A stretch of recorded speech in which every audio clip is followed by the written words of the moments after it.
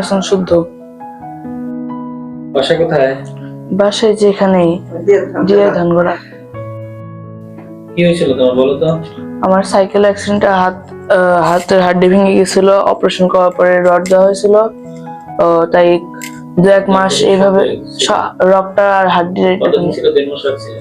1.5 মাস এরকমই। রাখার পর কি হয়েছিল?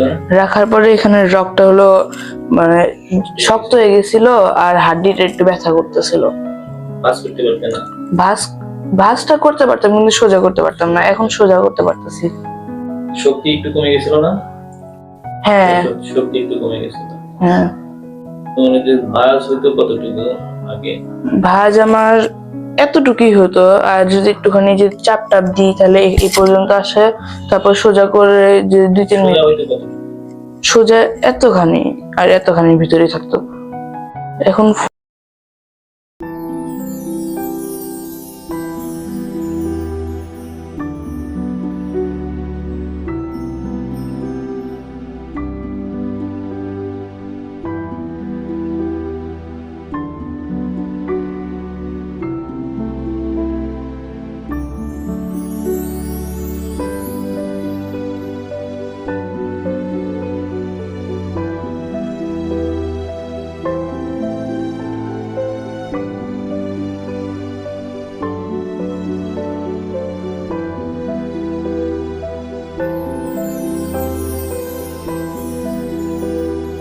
ফুল হয়ে যায়। এখন ফিজিওথেরাপি দেওয়ার পর কি অবস্থা? এখন ফিজিওথেরাপি এখানে আসার পরে ভালোই আছে আল্লাহর রহমতে।